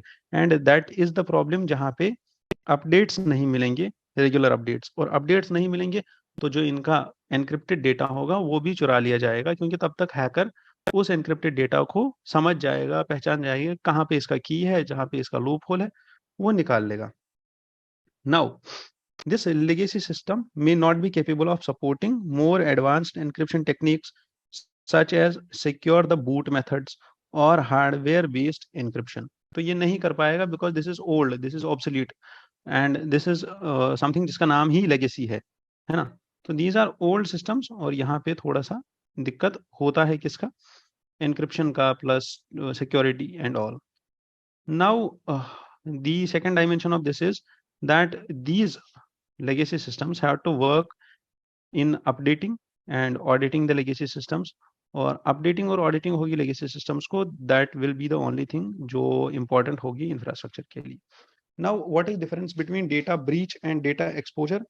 डेटा ब्रीच और डेटा एक्सपोजर दोनों सेम टर्म्स है, ठीक है, बट यहाँ पे ये है कि डेटा ब्रीच और data exposure, one is with mistake and another is unauthorised, और द डेटा ब्रीच जो होती है ये अनऑथराइज्ड होती है. This is an attempt to gain the data, to retrieve the data or to steal the data, while as data exposure is something जो unintentional disclosure होता है, जो इंसान खुद ही कर देता है, ठीक है. This is due to human error. अब प्रॉब्लम क्या है? प्रॉब्लम है सिस्टम का मिसकॉन्फ़िगरेशन. एक क्लाउड सिस्टम के अंदर सर्वर होता है, सॉफ्टवेयर होता है, हार्डवेयर डिवाइसेस होती है, बहुत सारे लोग होते हैं, बहुत सारे आईटी मैनेजर्स होते हैं, जो ये सब लोग कॉन्फ़िगरेशन में काम करते हैं, एक दूसरे के साथ कोऑपरेशन में काम करते हैं, समझने के बाद काम करते हैं, ठीक है. अब अगर कोई सिस्टम है जो कंपैटिबल ही नहीं है, कोई सॉफ्टवेयर है जो कंपैटिबल ही नहीं है उस हार्डवेयर के साथ, कहीं पे ग्लिच आ रहा है, तो that is where misconfiguration happens. Misconfiguration हो गया तो उसकी वजह से there will be lack of thorough security. Security lack हो गया तो डेटा विल बी एक्सपोज्ड, क्योंकि जो ये वेंडर है, जो क्लाउड वेंडर है, उसके पास भी जो लोग हैं, this will make the accessible to unauthorized individuals.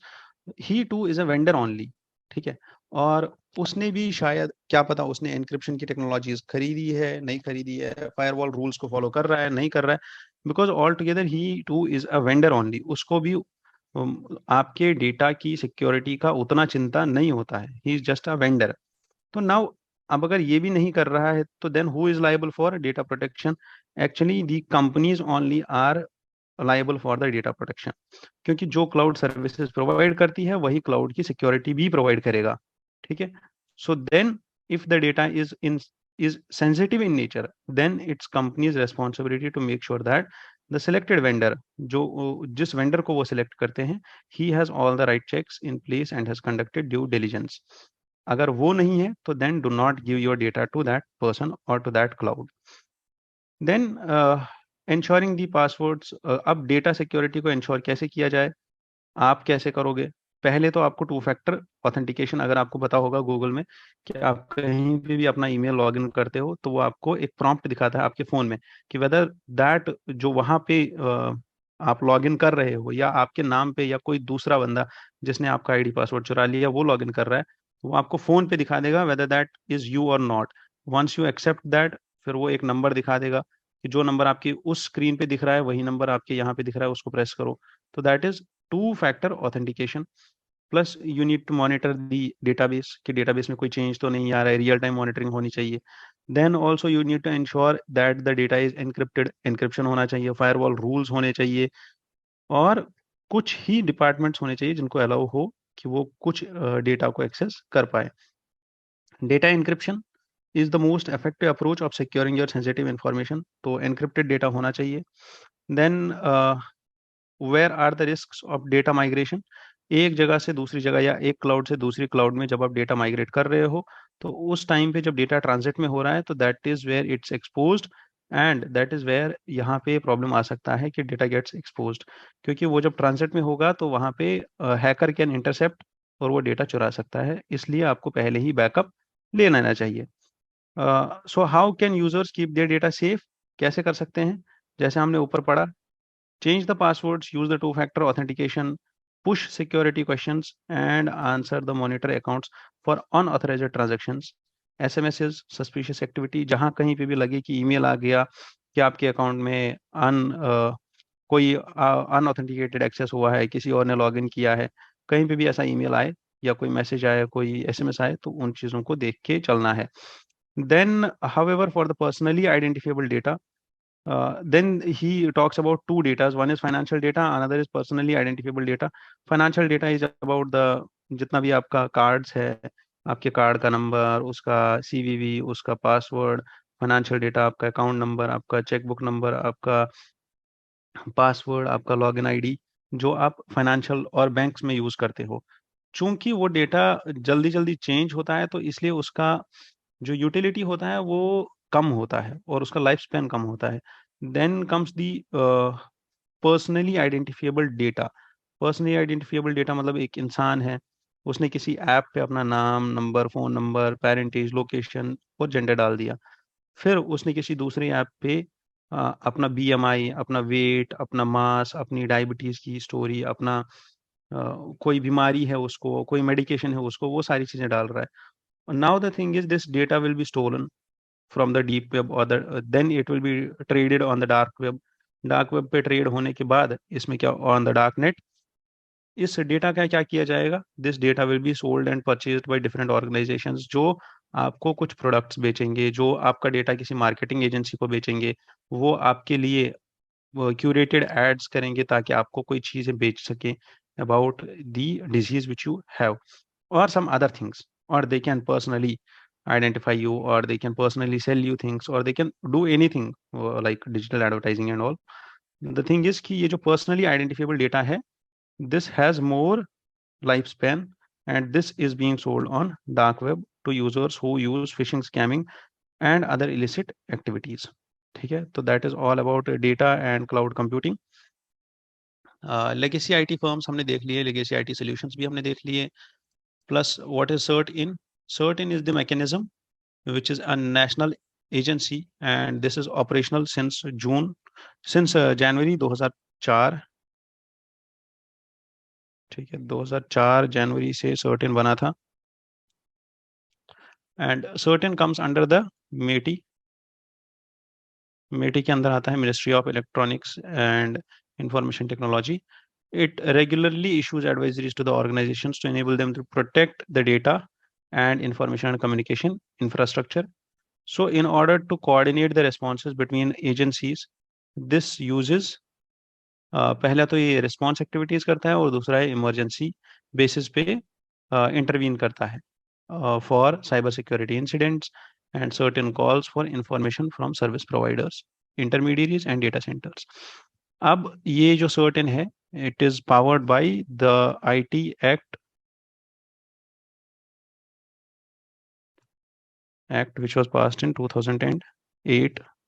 2008 का आईटी अमेंडमेंट एक्ट इसको पावर करता है और इसकी फंक्शंस क्या क्या है। It functions for the cyber incidents,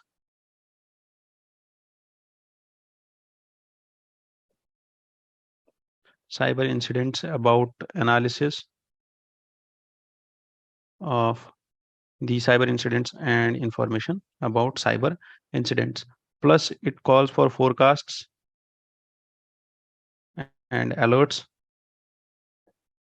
of such incidents, plus it has some emergency measures handling of cyber incidents. It also provides coordination and advisories about vulnerabilities, and it issues white papers and all for such things। ठीक है, and that is done now, certain हो गया हमारा। ठीक है, moving ahead to the supreme court's collegium system. और हमने अभी सैटरडे को देखा that supreme court has appointed 2 more जजेस, that is justice Ujjal Bhuyan and justice N Venkatanarayana Bhatti. ठीक है, अब इनका अपॉइंटमेंट जो है, तो यहाँ पे जो ऑथर है Krishnadas Rajagopal, and he talks about कि how Supreme Court's collegium system is becoming transparent and Supreme Court का collegium system, ठीक है, this is a part of GS2 polity, polity में judiciary,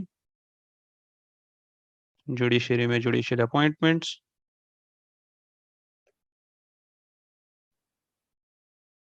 judicial appointments, और जुडिशियल अपॉइंटमेंट्स में recent debate हो रहा था, और जुडिशियल अपॉइंटमेंट्स में जो रीसेंट डिबेट चल रहा था दैट इज कि collegium system and basic structure were criticised.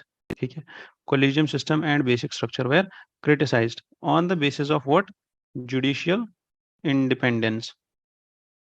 ठीक है, तो पिछले 1-2 महीने में ये चल रहा था this debate on appointment, collegium system, basic structure and judicial independence. ये डिबेट समझने के लिए वी नीड टू अंडरस्टैंड कि हो कहानी क्या थी। अभी तक कहानी ये थी जुडिशियल अपॉइंटमेंट्स की कि judicial appointments were done in a process, ठीक है, जहां पे only the role was of collegium system. अब कोलिजियम सिस्टम जो रेकमेंड करेगा, that is the CJI plus 2 senior most जजेस, वो जो रेकमेंड करेगा किसको? प्रेसिडेंट को। जो कोलिजियम रेकमेंड करेगा प्रेसिडेंट को, वही प्रेसिडेंट किसी जज को, उसी जज को अपॉइंट करेगा एज सुप्रीम कोर्ट जज। अब ये जो रिकमेंडेशन जा रही है यहाँ पे प्रेसिडेंट को, this recommendation was being criticised. क्यों क्रिटिसाइज हो रही थी? और ये जो रिकमेंडेशन का प्रोसेस है, this was being criticised because this was being criticised on the basis of opacity, कि ये क्या रिकमेंड करते हैं, क्यों रिकमेंड करते हैं, क्या क्राइटेरिया है इनके सिलेक्शन का, इस पे कोई सवाल नहीं उठा सकता था। एंड यहाँ पे there was the proposals about NJAC, जो आपको पता होगा, नेशनल जुडिशियल अपॉइंटमेंट्स कमीशन 2014, जो सुप्रीम कोर्ट ने नलिफाई कर दिया था वो act, national judicial appointments commission act 2014। क्यों नलिफाई किया था? बिकॉज सुप्रीम कोर्ट सेड कि this is N interference in judicial independence, कि ये जुडिशियल इंडिपेंडेंस को खत्म कर रहा है ये चीज, ठीक है। और जुडिशियल इंडिपेंडेंस को अगर कोई भी चीज खत्म कर रही है तो दैट इज समथिंग जो हम एक्सेप्ट नहीं करेंगे, which is violating the basic structure, ठीक है। Judicial independence is a part of basic structure, this basic structure was defined in Kesavananda Bharati case 1973। अब बात ये है कि all the things were connected and now government proposed at recently कि जो एक कमेटी है विच इज कंप्राइज्ड ऑफ, जिसमें सीजीआई है, 2 सीनियर मोस्ट जजेस है, इसमें लॉ मिनिस्टर भी आ जाए और इसमें सेंट्रली नॉमिनेटेड 2 और मेंबर आ जाए, तो 3-3 6 मेंबर्स का ये बोर्ड बन जाए या 6 मेंबर्स की कमेटी बन जाए, वो रेकमेंड करे किसको? पार्लियामेंट को। तो there was the question of executive participation,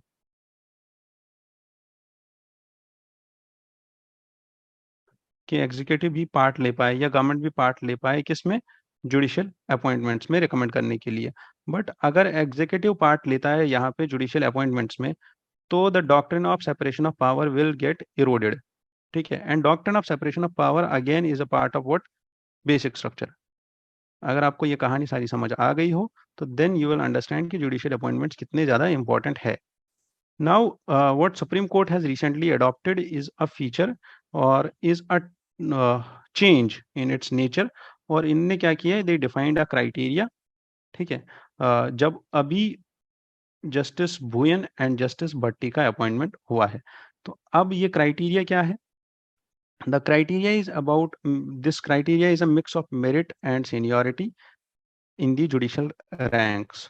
Now, the supreme court, जब हम परसों ये चीज डिस्कस कर रहे थे, जब ये न्यूज आई थी सैटरडे के आर्टिकल में, तब भी मैंने देखा कि वहां पे एक रीजन दिया हुआ था कि why are we appointing justice Bhuyal और why are we recommending justice Bhuyal and justice Bhatti, and the reason was that they have relevant background and the material to assist the no, the reason was that the seniority of the chief justice, the senior cuisine judges and their respective parent high courts, as well as their seniority and the merit performance of the judge, the integrity of the judge, and the need to ensure diversity and inclusion in the supreme court, ये सारे reasons mention किए गए थे इनके, जब इनका appointment हुआ था। अब इनके अपॉइंटमेंट से पहले Supreme Court, what it did, the quality of the judgment, that was कि it brought in this Center for Research and Planning of the court, and this prepared a compilation about background and material to assist the collegium, कि जब भी collegium किसी जज के बारे में recommendation दे, तो collegium के पास उस टाइम पे ये चीज होनी चाहिए कि the collegium should have background material to assist the collegium. They should have enough material to assist the collegium while they are recommending about any judge to be appointed. So all of this story comes back that Supreme Court is moving towards transparency. और जब भी हमें ये question पूछा जाए mains में that why is this conflict between judicial appointments, judicial transparency and basic structure and separation of power or the collegium system, ठीक है, ये सारे क्वेश्चन का सबसे जो क्रिटिकल पार्ट है दैट इज कंक्लूजन, ठीक है, that how to conclude this question, ठीक है। तो कंक्लूजन के लिए I have suggested students last year also, जो मेंस लिखने गए थे और जो मेंस लिखने जा रहे हैं अभी, उनको भी ये सजेस्ट किया है that what to write is first कि the Constitution provides for concurrence, Constitution provides for consultation, and Supreme Court has understood or Supreme Court has interpreted this consultation word as concurrence. ठीक है, अब concurrence अगर नहीं है, if executive has to be there, तो then we can conclude on consensus. ठीक है, कि there should be consensus among executive and judiciary while appointing the judges. Plus one more thing is जो हम यहाँ पे लिख सकते हैं, ठीक है, in conclusion, that is what has came up in this news. And ये conclusion क्या होगा, इसमें हम क्या लिखेंगे, that it's not only the opacity of this Supreme Court, the recent the current Chief Justice of India has a pragmatic approach, और ये approach क्या बोलता है, that how can be judges, how can be the collegium system more transparent in nature. तो अगर ये transparent बन रहा है कॉलेजियम सिस्टम, तब तो लड़ाई खत्म हो जाएगी, और तब ये होगा ही नहीं कि supreme court is still transparent, is still not transparent, और it should be, the transparency should be there. ठीक है, अब इस एडिटोरियल पे एक क्वेश्चन आ जाएगा अभी 1 घंटे के बाद, या अभी थोड़े टाइम में आपको टेलीग्राम चैनल पे वो क्वेश्चन मिल जाएगा शाम तक, और उस क्वेश्चन को आप अटेम्प्ट करिए। अटेम्प्ट करने के बाद आप हमारे नंबर पे फॉरवर्ड कीजिए उसका आंसर 9031036712। इस पे व्हाट्सअप कीजिए अपना पीडीएफ आंसर का। आप आंसर करेंगे तो हम उस आंसर को इवैल्यूएट करने के बाद आपको वापस सेंड कर देंगे, और आपको पूरा फीडबैक दिया जाएगा कि how to improvise. Then coming back to the disaster management, ठीक है, general studies paper 3 disaster management. The lightning is not a natural disaster. क्यों ये नेचुरल डिजास्टर नहीं है? Because India is the only country among the 5 countries of the world which has an early warning system, और early warning system आपको 5 दिन पहले बोल देता है दैट लाइटनिंग इज कमिंग। ठीक है, तो centre is not in a position और not in a mood to accept कि लाइटनिंग पे भी हम कॉम्पनसेशन दे दे।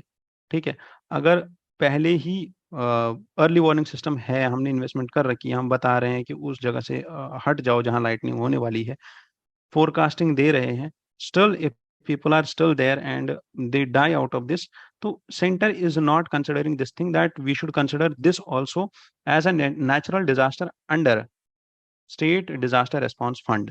तो स्टेट डिजास्टर रेस्पॉन्स फंड, अगर कहीं पे डिजास्टर होता भी है नेचुरल डिजास्टर, तो वहां पे कॉम्पनसेशन दिया जाता है किनको? विक्टिम्स को, and 75% of the share of this fund is by central government. अब यहाँ पे एमसीक्यू बन सकता है, that is what is a disaster, क्या लाइटनिंग डिजास्टर में आता है या नहीं आता है? तो these are all what comes under a disaster. तो इसको ऐसे ही याद रखो और ऐसे ही एक नोट बना लो, that what comes under a disaster. तो ministry of this home affairs, and what they do is, the minister said, or the ministry, what they do is they send awareness, or they send messages, they do alert people about through pamphlets also कि कहाँ पे lightning आने वाली है और कहाँ पे lightning नहीं आने वाली है। और हमारे इंडिया में where is the highest frequency of lightning, this has to be remembered. ठीक है, हो सकता है यहाँ से एक पीवाईक्यू, ये एक प्रीलिम्स का एमसीक्यू बन पाए।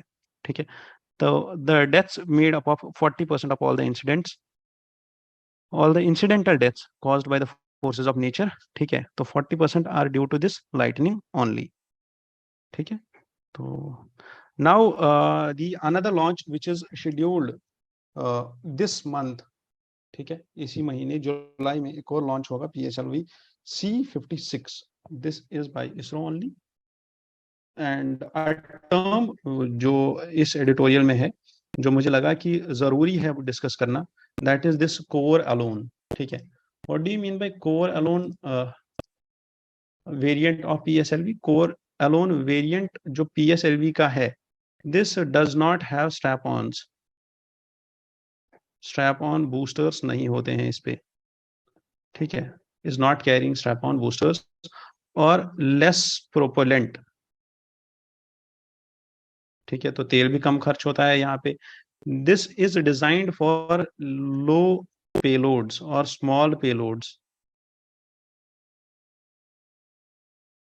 ठीक है, small payloads, less payloads, no strap on boosters, तो ये कहाँ जाएगा, ये लो अर्थ ऑर्बिट में जाएगा, ठीक है। तो इसको याद रखना है। ये जो मिशन है जो जा रहा है अभी, लॉन्च व्हीकल जा रहा है, इसमें जो लॉन्च होगा, satellite is from Singapore also, तो this is the commercial satellite launch, ठीक है, this is a commercial version of this and commercial vision, ये मिशन, ठीक है, किसी और कंट्री का सैटेलाइट लेके जा रहा है, but the important point was the core alone variant of PSLV what it is. तो यूजुअली कभी कभी यूपीएससी पूछ लेता है ऐसे अनयूजुअल सवाल, ठीक है, जो लोग शायद सारे लोग चंद्रयान 3 करेंगे याद, but this may be skipped by all of those people. Moving ahead to the heat waves, ठीक है, हीट वेव्स के बारे में, the dangerous heat waves felt across the globe as wild fires rage, तो जितने ज्यादा वाइल्ड फायर्स होंगे उतना ज्यादा टेम्परेचर इंक्रीज होगा, उतनी ज्यादा हीट वेव्स आएंगी। This is something which we will start our question about climate change. तो जहां पे भी हम क्लाइमेट चेंज का क्वेश्चन स्टार्ट करेंगे, जहां हमें लगेगा कि क्लाइमेट चेंज के बारे में हमें लिखना है, तो वहां पे हम ऐसा इंट्रोडक्शन लिखेंगे। You should search for this California's Death Valley, कि डेथ वैली कहाँ पे है, why is it the hottest place of earth, कहाँ पे है ये डेथ वैली, ये आपको एटलस पे सर्च करना है और ये आपको एटलस पे अपने मार्क करके रखना है कि कहाँ पे है डेथ वैली। मूविंग अहेड, इस न्यूज में मुझे उतना ज्यादा डिस्कशन करना नहीं है, बिकॉज दिस इज समथिंग जो हमारे सिलेबस में है नहीं, but indirectly you can link it. How कि Warren Buffett has recently purchased Occidental Petroleum, that is acquisition, किसी और कंपनी को परचेज करना, for billions of dollars, highlights not only the Berkshire's way of investing, that how they invest, that is something different, वो कैसे invest करते हैं हमें उसके साथ कोई लेना देना नहीं है, but it also acts as an indicator of general market sentiment. तो मार्केट सेंटिमेंट क्या होता है और मार्केट सेंटिमेंट इंक्रीज डिक्रीज कैसे होता है, जब ऐसी बिग कंपनीज किसी भी और ऑयल परचेजिंग कंपनी को परचेज कर रही है, एक्विजिशन कर रही है, तो इट मीन्स कि there is a general market sentiment, कि अगर वैरन बफेट जो इतना बड़ा इन्वेस्टर है इन्वेस्ट कर रहा है किसी कंपनी में, ऑयल प्रोडक्शन में इन्वेस्ट कर रहा है, पेट्रोलियम में इन्वेस्ट कर रहा है, it means petroleum will rise. तो इससे क्या होता है, ऑप्टिमिज्म आता है मार्केट में, ठीक है, ऑप्टिमिज्म आता है मार्केट में, ऑप्टिमिज्म आएगा तो उससे क्या होगा, ऑप्टिमिज्म आएगा तो मार्केट ग्रो होगा, मार्केट ग्रो होगा, कंपटीशन होगा, स्पेकुलेशन होगी, ग्रोथ होगी, तो country will begin the recession से बाहर आके रिकवरी स्टार्ट होगी, रिकवरी के बाद बूम आएगा, ठीक है। हाउएवर ये जो एक्सेस इन्वेस्टमेंट होगा, इससे बाकी सारे स्पिल और इफेक्ट भी आएंगे, that is something which we will deal with later. However आपको यहाँ पे डाइवर्सिफिकेशन का कॉन्सेप्ट भी समझना पड़ेगा, दैट कि अगर आप कहीं पे इन्वेस्ट करते हो किसी कंपनी में, ठीक है, तो you should not invest only in petroleum, you should not invest only in finances, you should not invest only in health sector, तो किसी एक सेक्टर में इन्वेस्टमेंट मत करो, you should diversify your investments, so that कि अगर किसी एक सेक्टर में नेगेटिव ग्रोथ हो भी जाए, तो आपका जो बाकी इन्वेस्टमेंट है वहां से पॉजिटिव ग्रोथ आके आपको बचा ले। However, this will not protect your portfolio from decline in equity market. आपकी इक्विटी तो कम हो जाएगी, आपका लॉस बुक हो जाएगा, जहां पे आपने इन्वेस्टमेंट किया था वो डूब जाएगा, बट द थिंग इज जहां पे आपका किसी और सेक्टर में आपने इन्वेस्ट किया है, हेल्थ सेक्टर अगर डूब गया तो आपका पेट्रोलियम सेक्टर से पैसा आ रहा है, तो that will bring in stability in your investments, वहां पे आप बच जाओगे, ठीक है, आपका portfolio may decrease but you will get saved, ठीक है। बीइंग एन यूपीएससी एस्पिरेंट आप शायद इन्वेस्ट ना करो, ठीक है, बट दिस डाइवर्सिफिकेशन का concept, that is investment diversification, that is something which is really important for stock markets, ठीक है। और कैसे हम इंश्योर करते हैं दैट कि स्टॉक्स एंड द मार्केट क्या शुड बी ऑन, कि वहाँ पे स्टेबिलिटी हो, वहाँ पे ऐसा ना हो कि बूम, रिसेशन के बाद बूम आ जाए, बूम के बाद रिसेशन आ जाए, इनस्टेबिलिटी हो, कंज्यूमर्स का कॉन्फिडेंस ना हो, जो इन्वेस्टर्स हैं उनका कॉन्फिडेंस ना हो, तो वो सब चीज़ें नहीं होनी चाहिए। That is all what we can do, we can use this point for suggestions. Now the editorial from science section, it talks about evolution, ठीक है, और इट सेज कि इवोल्यूशन इज ट्रू, कि हर एक चीज इवॉल्व होती है, even if that thing is synthetic in nature. अगर हमने उसको एडिट किया, उसके जीन्स को एडिट तक कर दिया, और हमने इतने कम जीन्स रखे कि वो बस सरवाइव कर पाए, कि कोई एक ऑर्गेनिज्म है, कोई एक सेल है, तो इतना जीन एडिटिंग हमने कर लिया that we brought the minimum number of genes जो हमने इसके अंदर रखे, only the minimum number of genes we are keeping, absolute minimum number of genes, still this organism और this cell will try to evolve. ठीक है, तो ये भी इवोल्यूशन में चेंजेस लेके आएगा, इसका जेनेटिक चेंज होगा with the evolution. So that is all what is about this synthetic biology. Synthetic biology, this is the field, a new field of the research. अब इसमें क्या होता है synthetic biology में? This is a multidisciplinary science. It focuses on living systems. First is living systems and organisms. अब ये क्या करता है? It applies engineering principles. ये डेफिनेशन याद रखनी है, ठीक है, याद रखनी है और इसको समझना है, what is synthetic biology. It applies engineering principles to develop new parts.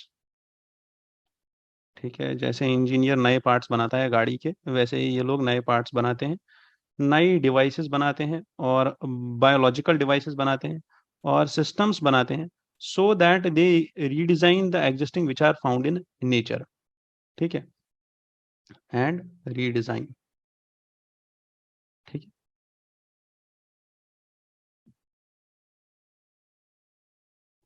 And they redesign what is there in nature. तो ये जो this synthetic biology है, it consists of biotechnology, biomaterial, ठीक है, genetic engineering, molecular biology, biophysics, membrane science, chemical biology, electrical and computer engineering, and control engineering, also evolution biology also। तो इतनी सारी चीजें इसमें कंप्राइज्ड है। And now the thing is, पूरी story मैं ऐसे बताऊंगा, and then we will talk about this GCVI SIN 3.0 what it is. ठीक है, दैट इज समथिंग जो प्रीलिम्स का पार्ट है, जो प्रीलिम्स में हमारे लिए इंपॉर्टेंट हो जाएगा।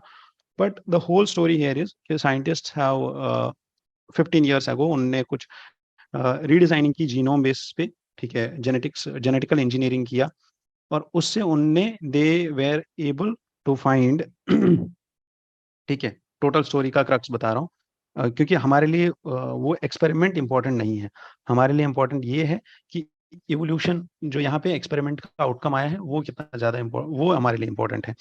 तो what they found is they developed or they edited organism at that point कि absolute minimum number of genes were there now। ठीक है, तो बहुत ही कम नंबर ऑफ जीन्स उन्होंने रखे किसी एक ऑर्गेनिज्म में, and then they observed it for long time, और उसके बाद they saw that even in this synthetic one there was evolution due to environmental changes, and this evolution tried to adapt to the environmental conditions, and this was a recent report which concluded that is it। ठीक है, now what is GCVI SIN 3.0? This is the minimal cell which has deleted around 45% of the genes in the genome of the organism। ठीक है, this is a specifically edited genome which had this number of pairs and this number of genes, and the newer modified synthetic version was named as GCVI SIN 3.0। so this is a gene, this is a cell which has a minimum number of genes। done, and that's it। वो हमारे prelims के लिए important है। now this synthetic biology or this entire experiment, how is it important for us? Because this will help in understanding antimicrobial resistance। ठीक है, and this will help in understanding how humans and how immune systems और how pathogens जो हमारे अंदर आ जाते हैं वो कैसे इंटरेक्ट करते हैं हमारे साथ, हमारी बॉडी के साथ, ये एंटी माइक्रोबियल रेजिस्टेंस कैसे बढ़ती है। And that's all about this system। Moving ahead, coral bleaching। What is coral bleaching? आपको अब सबको पता होगा कि कोरल्स एक ऐसा स्ट्रक्चर है जो बहुत खूबसूरत दिखता है। जब हम समंदर किनारे जाते हैं, आइलैंड्स पे जाते हैं, तो हमें ये बहुत ही खूबसूरत दिखता है, these corals. Now what is this coral? At the record temperature around the world, left very less humans, and now the straits and corals जहाँ पे भी हैं, चाहे वो straits में islands पे है, they are in this vulnerable condition कि जहाँ पे भी कहीं पे पानी गर्म होने लगता है, टेम्परेचर इंक्रीज होने लगता है, दिस ब्लीचिंग स्टार्ट्स। ब्लीचिंग का मतलब क्या है? This coral it has a organism और which is known as zooxanthellae, ठीक है, दिस इज एन algae, और ये zooxanthellae algae ही कलर प्रोवाइड करता है इस कोरल को, otherwise this is plain calcium carbonate structure, ठीक है। अब ये स्ट्रक्चर जो बनता है कैल्शियम कार्बोनेट का, ये कैल्शियम का कोरल्स, ठीक है, ये क्या है एक्चुअल में? ये एक ऐसा स्ट्रक्चर है जो हाउस प्रोवाइड करता है किसको? zooxanthellae को। अब both of them, corals and zooxanthellae, they share a symbiotic relationship। अब दिक्कत क्या है कि इन दोनों में प्रॉब्लम कहाँ पे आती है? देयर आर सम रीजंस, ठीक है, कि symbiotic relationship में भी zooxanthellae provides amino acids and sugars and receive multiple minerals and carbon dioxides in return। अब ये इनका रिलेशनशिप है, but the problem here is जब इनका सराउंडिंग एनवायरनमेंट चेंज हो जाता है ड्यू टू ग्लोबल वार्मिंग और ड्यू टू क्लाइमेट चेंज, और उसकी वजह से क्या होता है, this zooxanthellae loses the environment और ये इकोसिस्टम लूज करता है, तो ये यहाँ से चला जाता है। ये यहाँ से चला जाएगा तो ये कोरल का कलर चेंज हो जाएगा, and this colour change is what is known as bleaching. इसका कलर चेंज हो गया, ठीक है, इट वाज ब्लीच्ड। अब रीजंस क्या क्या है इसके? पहला है टेम्परेचर इंक्रीज होना, दूसरा है कि पानी एसिडिक हो जाना, तीसरा है कि ज्यादा लाइट हो जाना, बिकम्स टू मच ब्राइट, है ना।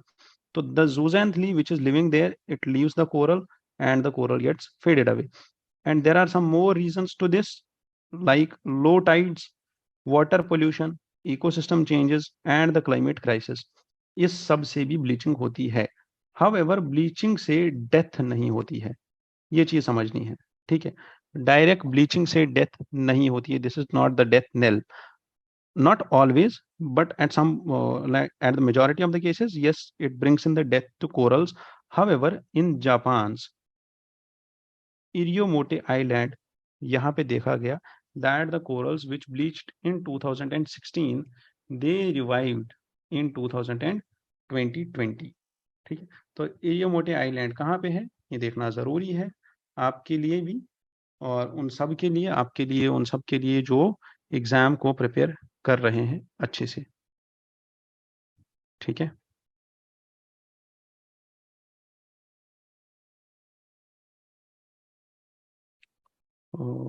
If you go through this, I guess आपको शायद दिख रहा होगा that map of, okay fine, we can not find the map here. चलो, तो नाउ द थिंग इज कि you should be well aware of zooxanthellae and Japan Iriomote island. तो इसको देख लेना आप थोड़ा सा, where is Iriomote island? It's just Taiwan का जो आइलैंड है